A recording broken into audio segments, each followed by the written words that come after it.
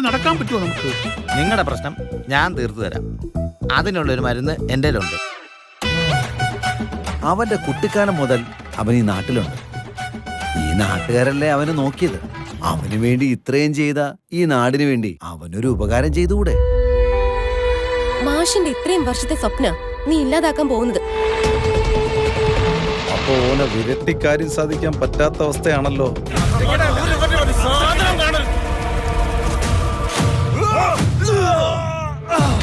രാഘവ, നിനക്കെന്താ ഭ്രാന്ത് പിടിച്ചോ?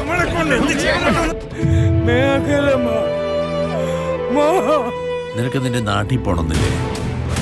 ഇതാ എൻ്റെ നാട്. എൻ്റെ അമ്മ എന്നെ കൊണ്ടാക്കിയ നാടായി.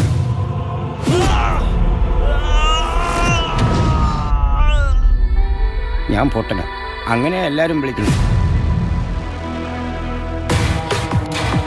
മാഷിന്റെ ഒരു ആഗ്രഹവും നടക്കും.